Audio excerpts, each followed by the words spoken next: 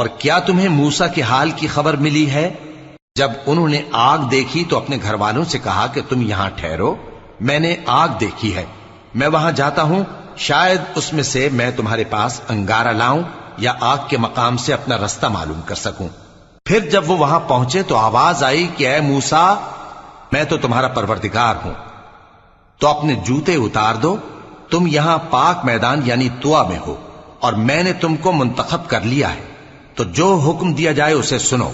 बेशक मैं ही अल्लाह हूं, मेरे सिवा कोई माबूद नहीं, तो मेरी इबादत किया करो और मेरी याद के लिए नमाज पढ़ा करो। क़यामत यकीनन आने वाली है, मैं चाहता हूं कि उसके वक्त को पोशीदा रखूं ताकि हर शख्स जो कोशिश करे उसका बदला पाए। तो जो शख्स उस पर ईमान नहीं रखता और अपनी ख्वाहिश के पीछे चलता है, कहीं तुमको उसके यकीन से रोक न दे, तो उस सूरत में तुम हलाक हो जाओ। और ऐ मूसा, ये तुम्हारे दाहिने हाथ में